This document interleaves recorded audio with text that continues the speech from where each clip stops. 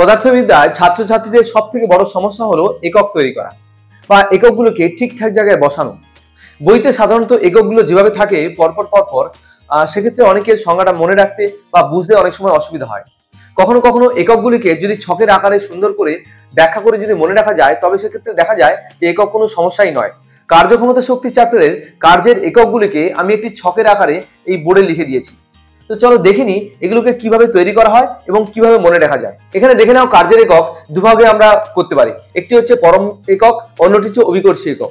যখন কোনো বস্তু ভূপৃষ্ঠের সমান্তরালে কোনো অর্থাৎ লিনিয়ার মোশনে যায়, সেক্ষেত্রে আমরা এই এককগুলো বিবেচনা করতে পারি।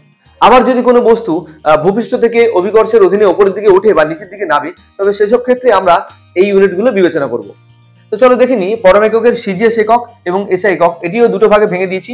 এভাবে আমরা জানি কৃতকার্য W=F×S, এই সূত্রানুযায়ী এগুলি হবে। এক্ষেত্রে বলের একক হচ্ছে ডাইন আর সরণ বা দূরত্বের একক হচ্ছে সেন্টিমিটার। তাহলে ডাইন সেন্টিমিটার, এই ডাইন সেন্টিমিটারকে একসঙ্গে আর্ক বলা হয়। আর এক্ষেত্রে এসআই একক হলো নিউটন মিটার, যেটাকে সংক্ষিপ্ত আকারে আমরা জুল বলতে পারি। এখানে বলের একক নিউটন আর সরণের একক হচ্ছে মিটার, যে কারণে W=Fs অর্থাৎ পরম একক এসআই পদ্ধতিতে ফর্ম করতে হলে বলের একক আর সরণ একক গুণ করে দিতে হবে নিউটন মিটার, যেটাকে সংক্ষেপে আমরা জুল বলছি। এক্ষেত্রে অভিকর্ষী একক দেখে নিই। সেক্ষেত্রে সিজিএস আর এসআই দুটি এককে ভেঙে দিয়েছি।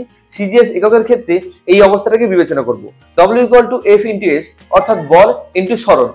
এই অভিকর্ষী এককের ক্ষেত্রে বলের একক কিরকম হবে না গ্রাম ভার, অলরেডি আমরা জেনেছি গ্রাম ভার, এবং সরণের একক হচ্ছে সেন্টিমিটার, অর্থাৎ গ্রাম ভার ইন্টু সেন্টিমিটার করলে সংক্ষিপ্ত আকারে আমরা লিখতে পারি গ্রাম সেমি। অর্থাৎ অভিকর্ষী একক সিজিএস পদ্ধতিতে কৃতকার্যের গ্রাম সেমি। দ্বিতীয় ক্ষেত্রে একই রকম ভাবে এই বলের একক হবে কিগ্রা ভার, যেটা আমি এখানে বসিয়েছি, আর সরণ একক হবে মিটার, যেটা আমি এখানে বসিয়েছি। এটিকে একসঙ্গে করে আমরা কিগ্রা মিটার লিখবো। অর্থাৎ কৃতকার্যের এসআই পদ্ধতিতে অভিকর্ষী একক হলো কিগ্রা মিটার। আরেকবার ব্যাপারটা বলে নিই, সেটা হচ্ছে সিজিএস পদ্ধতিতে কৃতকার্যের পরম একক ডাইন সেমি অর্থাৎ আর্ক, এসআই পদ্ধতিতে কৃতকার্যের পরম একক নিউটন মিটার বা জুল, সিজিএস পদ্ধতিতে কৃতকার্যের অভিকর্ষী একক গ্রাম সেমি, এসআই পদ্ধতিতে কৃতকার্যের অভিকর্ষী একক কিগ্রা মিটার। এই ইউনিটগুলো এইভাবে আমরা মনে রাখতে পারি। এবার আসি এগুলোর সংজ্ঞাতে। এগুলো কিভাবে বলতে হয়, এক গ্রাম সেমি কিভাবে বলতে হয়, এক আর্ক কিভাবে বলতে হয়, সেটা আমরা একটু দেখে নিই। এখানে আমি এই চারটি একককে ছবির মাধ্যমে দেখিয়ে দিয়েছি, যাতে একটু বুঝতে সুবিধা হয় এবং মনে রাখতে বেশি দিন পারা যায়। তো দেখো এই ডাইন সেমিটাকে কিভাবে আমরা এক্সপ্লেন করব। ডাইন সেমি অর্থাৎ কোনো বস্তুর উপরে এক ডাইন বল প্রয়োগ করলে তার যদি 1 সেন্টিমিটার মাত্র সরণ ঘটে, তবে সেক্ষেত্রে যে কৃতকার্য হবে অর্থাৎ এই বল যে কাজ করবে সেটা হচ্ছে 1 আর্ক। আবার বলছি, একটি বস্তুর উপরে এক ডাইন বল কাজ করলে যদি তার সরণ 1 সেন্টিমিটার হয়, তবে সেক্ষেত্রে কৃতকার্যের পরিমাণ হবে 1 আর্ক। এবার জুলটাকে কিভাবে আমরা ডিফাইন করব না, এক জুল বলতে বোঝাচ্ছে কোনো বস্তুর উপরে যদি 1 নিউটন বল প্রযুক্ত হয়, সেই বস্তুটির সরণ যদি 1 মিটার হয়, বলের অভিমুখে অবশ্যই 1 মিটার হবে, সেক্ষেত্রে কি হবে, যে বল ক্রিয়া করা হয়েছে সেই বলের দ্বারা কৃতকার্যের পরিমাণ হবে 1 জুল। অর্থাৎ কোনো বস্তুর উপরে যদি 1 নিউটন বল প্রয়োগ করা হয়, তার সরণ যদি 1 মিটার হয়, তবে সেক্ষেত্রে বলের অভিমুখে অবশ্যই কৃতকার্যের পরিমাণ হবে 1 জুল।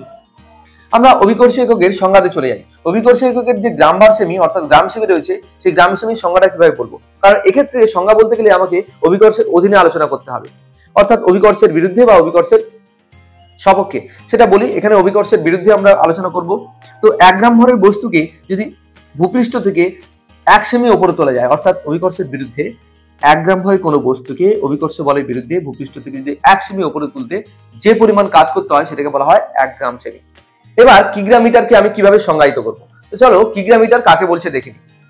এক্ষেত্রে 1 কিগ্রা ভরের কোনো বস্তুকে অভিকর্ষ বলের বিরুদ্ধে ভূপৃষ্ঠ থেকে 1 মিটার উপরে তুলতে যে পরিমাণ কাজ করা হয় তাকে 1 কিগ্রা মিটার বলা হয়। অর্থাৎ এটা দেখেই আমরা বুঝতে পারবো যে 1 কিগ্রা ভরের কোনো বস্তুকে অভিকর্ষ বলের বিরুদ্ধে ভূপৃষ্ঠ থেকে 1 মিটার উপরে তুলতে যে পরিমাণ কাজ করতে হয় তাকে বলা হয় 1 কিগ্রা মিটার। তোমরা এই এককগুলোকে এরকম যদি ছবির আকারে সাজিয়ে নিয়ে অর্থাৎ খাতায় নোট ডাউন করে এটাকে যদি তুমি মনে রাখতে পারো বা প্র্যাকটিস করতে পারো, তাহলে দেখবে ধীরে ধীরে এককগুলোর প্রতি ভয়টা তোমাদের কমে যাবে। যে কারণে বারবার বলবো, এটার একটা স্ক্রিনশট নিয়ে রাখো, খাতাতে নোট ডাউন করো, এবং সেটা এই 3টে জিনিসকে এই 3টে জিনিসগুলোকে মিলিয়ে ইউনিটগুলো সংজ্ঞা বলার চেষ্টা করো। দেখবে খুব অনায়াসে এগুলি মুখস্থ হয়ে যাবে বা মাথায় খুব ভীষণভাবে ঢুকে যাবে।